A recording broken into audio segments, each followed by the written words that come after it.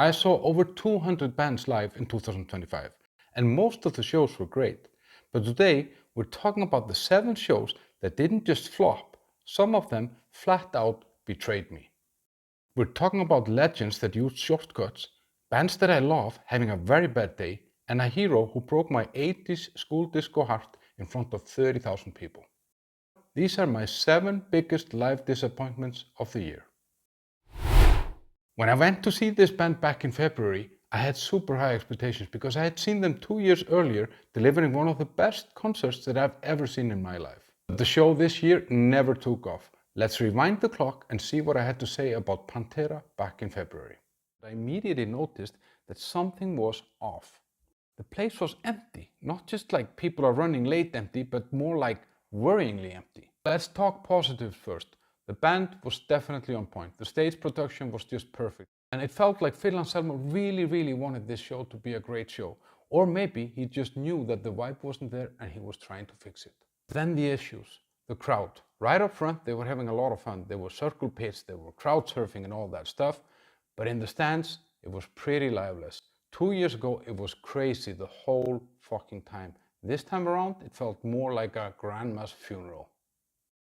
Now, these things are obviously not the band's fault, but do you know what is? The setlist. I mean, the setlist was fine because basically almost any Pantera song is great, but it was just 13 songs. 2 years ago, they played 15 songs. And it's not like they don't have songs in their catalog or something, so they could easily push this to 15 or 16 songs and give us more for our money. It wasn't totally the band's fault, but the overall experience somehow just didn't click. So unfortunately, this will be a Pantera show that I remember for all the wrong reasons.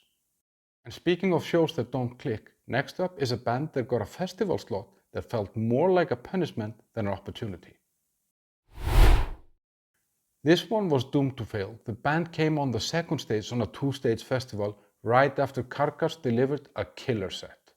And to make things even worse, then Carcass were having so much fun that they dragged out their set, leaving this band to stand there for 5 minutes in front of the crowd, not being able to play.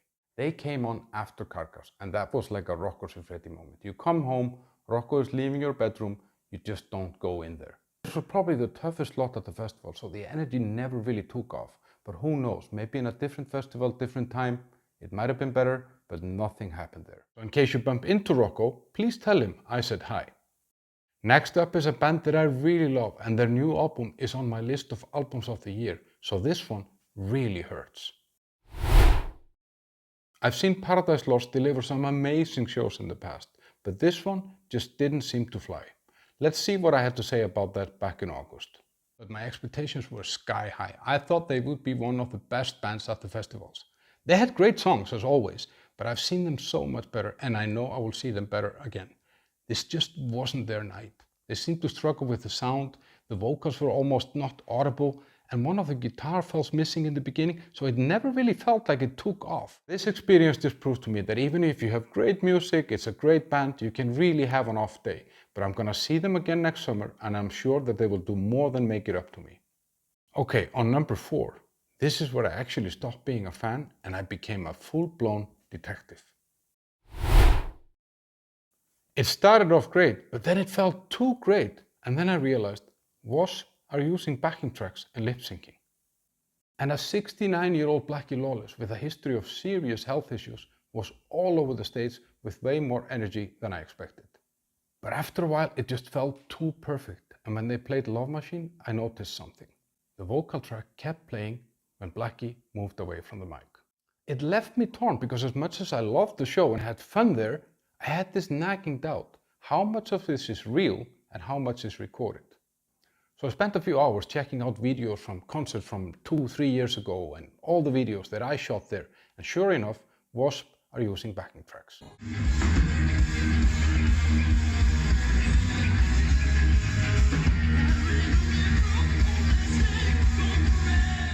I still had fun watching this, but my attention was full-on detective mode, looking for those fake moments throughout the whole show. The next show felt like one endless industrial loop. I'm talking about a show with Ministry, and it just didn't feel authentic somehow. It felt like one really long riff just stretching throughout the whole show. Let's check what I had to say about it back in August. Ministry, a band that I had very high expectations of, considering their legendary status, but it somehow just all blended into one really long song. Same beat, same sounds, feeling very sterile. And I'm not even sure how much of the vocals were actually live, because it didn't really feel authentic somehow. I'm glad that I saw them, but honestly, it didn't do anything for me. So this didn't feel like the Ministry of Industrial Metal. It felt more like the Ministry of Boredom. Next are the black metal gods that the universe just refuses to let me love. This was my third try with Mayhem and still nothing. They just don't move me. But let's see what I had to say back then. I've seen this band 3 times and somehow they never quite live up to my expectations. I do get their legendary status and the huge role that they have played in shaping black metal, but honestly, I just get bored when I watch them live. I know that a lot of people would disagree with me and that's fine, but I have to be honest with myself. And one might think that I've had enough, but no, I actually bought tickets to see them once again in the spring and I'm hoping for the best.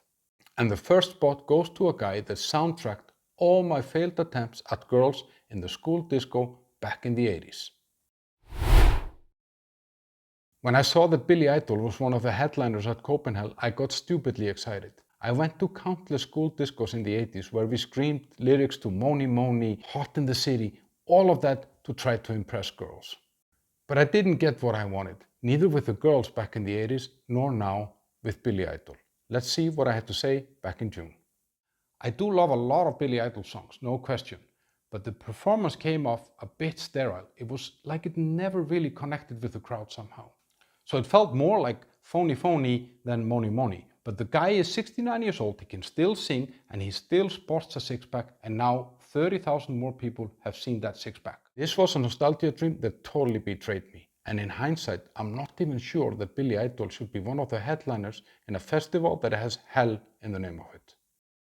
So these were the 7 shows that didn't live up to my expectations in 2025. If you had bad experiences, tell me in the comments below. And check this video up here. These are the 10 best concerts of 2025. See you over there.